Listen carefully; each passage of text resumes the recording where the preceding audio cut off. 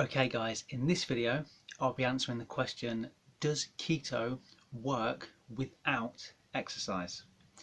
Now I've lost over £100 using keto, so now we're going to be answering that question. Is exercise an absolute necessity in order to have success on the keto diet? I'm Steve, this is Life at the White House. Let's get into it.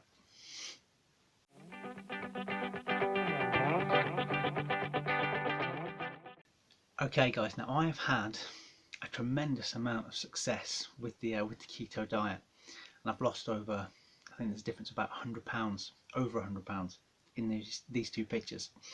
And people often ask me if there was any program that I followed or anything that gave me an extra little bit of help when doing the keto diet. And I did. I followed a specific program that I've linked in the description. Basically what they did was they took into account everything that I liked with my meats and my veggies and everything like that, and then they made a plan specifically tailored to me and what I liked. So I've left the link in the description if you want to check that out. These guys helped me a tremendous amount and helped me lose over £100. So if you've got a little bit of weight to lose and you're thinking about doing the keto diet, I always recommend these guys because they're amazing and they help me no end. So yeah, I've left a link in the description if you want to check that out. When you click on that link, if you want to check it out, there's a little video basically just explaining what keto is, and then you put in some information about how active you are and what you like to eat, so your meats and your veggies, and then after that you stick in your age, your height, your weight and your target weight, and then it'll give you your summary. So the plan will give you how many calories you should be eating in a day.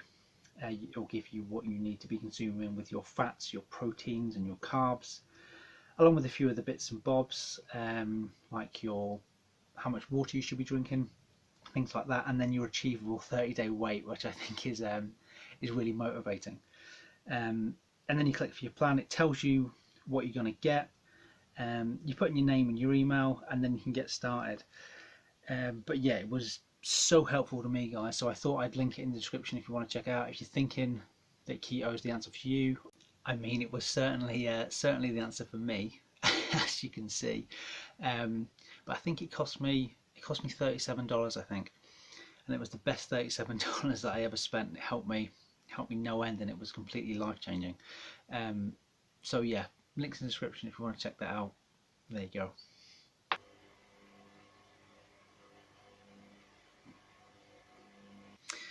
Okay guys, is success built in the kitchen? That is a question that is often asked in this fitness or weight loss industry, if you like, whether exercise is more important or whether diet is more important. Now I think that, for me anyway, around 85% of your results are going to come from diet, are going to come from what you are choosing to eat day in and day out. Around 85%. 15% is going to come from exercise. Now that being said, would I recommend exercise? 100%. I would 100% recommend exercise. There is numerous health benefits to it. There is, improved cardiovascular health, there's improved blood flow to the heart, the brain, the kidneys, all sorts of things. There's improved muscle mass with strength training. It lowers stress levels. I always feel that I sleep better after I've exercised. So would I recommend exercise with a ketogenic diet? 100%. There's so many benefits, guys. But again, 85% of the results that you're going to have, I believe, will come from what you are eating day in and day out. Your consistency with this, things like that. But exercise in and of itself, I would highly recommend. There are numerous health benefits, like I've just mentioned, and it's just going to improve your fitness and your quality of life overall to exercise in general. So But with that being said, is exercise an absolute necessity to lose weight with the ketogenic diet? No. but let's get into a little bit as to why that is.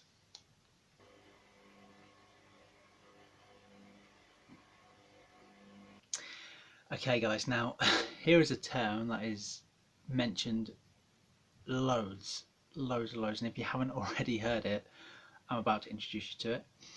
And what that term is calories in versus calories out. Now there are three forms of this.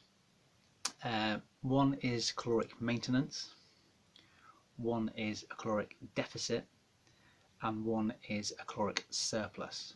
Now let's go over each of them and what they mean and how that is going to affect you. So first of all, let's talk about caloric maintenance. Now what that means essentially is you're eating or consuming enough calories to maintain your body weight. So there's nothing extra, there's nothing less, so everything that's coming in is being used and burned, and that amount is used to maintain your current body weight. That is a caloric maintenance. Now a caloric surplus, which is what I was in for majority of my life, as you can see here, that is when you are consuming more calories than you're burning, and then that then leads to storing body fat and gaining weight. So that is a caloric surplus. So you are consuming more calories than you are burning, and that is then causing you to gain weight. The other side of that coin is a caloric deficit, and this is when you are consuming less calories than what is needed to maintain your current body weight. So say if your current caloric maintenance is somewhere around 2,000 calories, and that's this level, if you then start eating 1,800 calories per day, you're going to lose a little bit of weight. If your caloric maintenance is 2,000 calories and you start consuming 2,500 or 3,000 calories per day, you're going to gain a little bit of weight, okay, until such a point as you get a little bit bigger, and then to maintain your new current weight when you're bigger, your maintenance then goes up because you then need to consume more calories to maintain your new body weight. And that is the same for when you take them calories down. So again, if we look at 2,000 as the base to maintain calories, if you start consuming 1,800 calories, you're then going to lose body weight. But then also your caloric maintenance is going to come down to meet that 1,800. And that's where a lot of people hit weight loss plateaus, if you like, and they're not sure what's happening there. Think of it like a car and a car engine. A 5-litre engine is going to use more petrol than a 1-litre engine. So when I was a lot bigger, when I was 300 pounds, I needed a lot more calories to maintain that weight than when I was under 200, because my body had got smaller, I'd lost weight, I required less calories to maintain my body weight at under 200 calories than I would have done when I was over 300. Does that make sense? Any confusion or any questions, leave them down in the comments and I'll get back to you. But essentially that's what that is calories in versus calories out. It's talked about a lot, but that is what it is. So you've got your calorie maintenance, your calorie surplus, and calorie deficit. If you want to lose weight, you need to be in a calorie deficit. If you want to maintain your current body weight, you have to be in caloric maintenance. And if you want to gain some weight, you're going to need to be in a caloric surplus. So that's your three there for calories in versus calories out.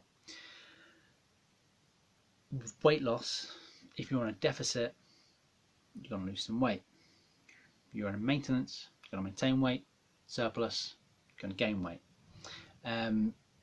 That's what it is now.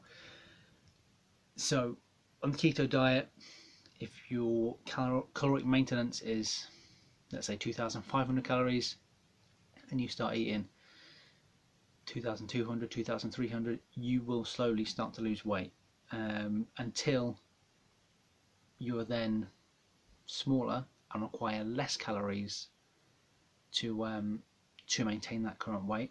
And that's what most people class as a weight loss plateau. Like, they don't know why they're not losing any weight, but what's actually happened is you've had initial success, your body's gotten smaller, and what's happened now is you'll require less calories to maintain your new body weight. That makes sense? So yeah, that is what you hear about weight loss plateaus, and I hit them all the time, and I didn't really understand why I was hitting them. But what that is my body got a little bit smaller, and I required less calories to maintain that body weight. So I was eating the same amount of calories as I was before, but I wasn't losing weight because I just found a new maintenance. I just found my new caloric maintenance. Okay, cool.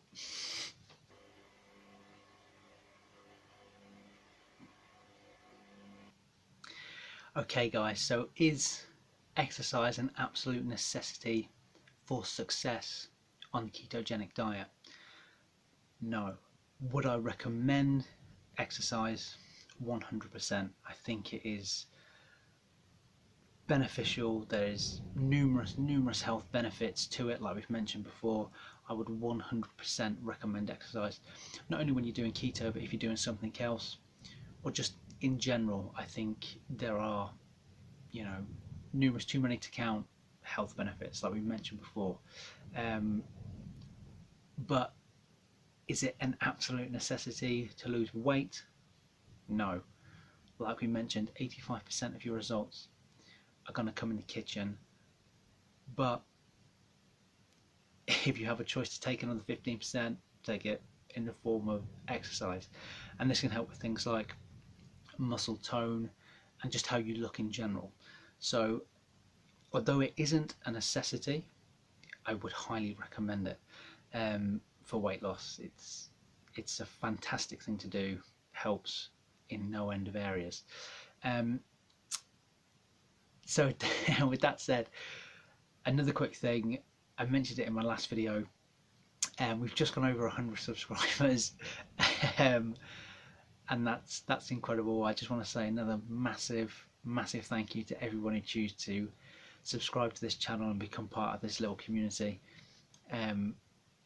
It's amazing. It blows my mind that people are wanting to do that and subscribe and follow my journey.